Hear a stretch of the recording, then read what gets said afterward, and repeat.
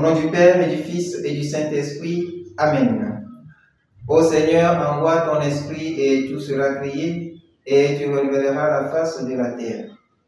Évangile de Jésus-Christ selon saint Marc, chapitre 10, versets 17 à 27.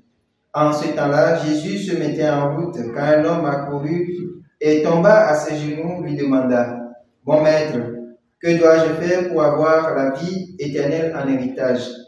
Jésus lui dit: « Pourquoi dire que je suis bon? Personne n'est bon sinon Dieu seul. Tu connais les commandements. Ne commets pas de meurtre, ne commets pas d'adultère, ne commets pas de vol, ne porte pas de faux témoignages, ne fais de tort à personne, honore ton père et ta mère. » L'homme répondit: « Maître, tout cela je l'ai observé depuis ma jeunesse. » Jésus posa son regard sur lui et il l'aima.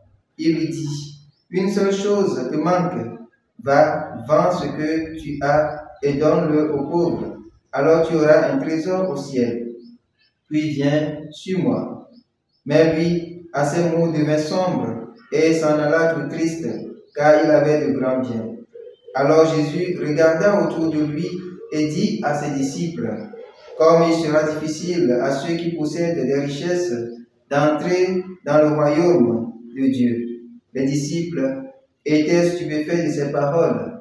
Jésus, reprenant la parole, leur dit: « Mes enfants, comme il est difficile d'entrer dans le royaume de Dieu, il est plus facile à un chameau de passer par le trou d'une aiguille qu'à un riche d'entrer dans le royaume de Dieu. » De plus en plus déconcertés, les disciples se demandaient entre eux: « Mais alors, qui peut être sauvé ?»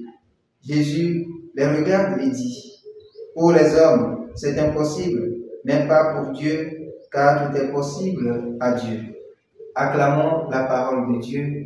Louange à toi, Seigneur Jésus.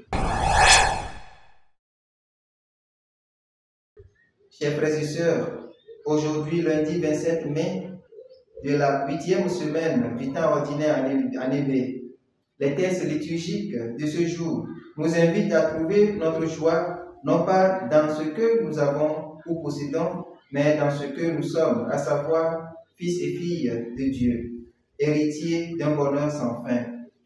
Dans l'Évangile, Jésus se met en route et un homme vient à sa rencontre et lui pose une série de questions. D'abord, il appelle « bon maître ». Ensuite, il pose la question « que dois-je faire ?» et il reprend « maître ». Premièrement, l'appellation « bon maître » nous montre que le jeune homme a reconnu que Jésus possède le vrai enseignement qui libère et qui conduit à un épanouissement total. Par ce fait, il fait montre d'un bon croyant. Deuxièmement, la question « que dois-je faire ?» nous enseigne que la foi ou encore le croire est aussi de l'ordre de « que dois-je faire ?» Pour ainsi dire, l'action bonne, la vie bonne, qui s'inscrit dans l'enseignement de Jésus, conduit au bonheur éternel, à l'épanouissement total. Bien-aimés dans le Seigneur. Troisièmement, faisons remarquer qu'après que Jésus lui ait montré le chemin pour parvenir au bonheur éternel, ce qu'il possède, à savoir les biens et les richesses, l'ont empêché d'épouser l'enseignement de Jésus dans sa totalité.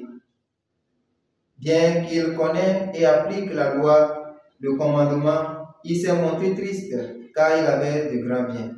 Voilà pourquoi il n'a plus appelé Jésus bon maître, mais plutôt maître. Chers frères et sœurs, il peut nous arriver que ce que nous possédons, ce que nous avons, peut nous empêcher d'épouser l'enseignement de Jésus afin de parvenir au bonheur éternel. Le détachement est très important pour vivre de fond en comble la morale chrétienne qui invite à l'ouverture du cœur, l'ouverture aux autres, le bienfait aux autres, le témoignage de vie, la vie bonne. On comprend pourquoi cet évangile est un texte fondateur de la morale chrétienne reprise dans Veritatis Splendor du pape Jean-Paul II. Que le Seigneur nous donne la grâce d'un cœur détaché pour épouser l'enseignement de Jésus et parvenir au bonheur éternel.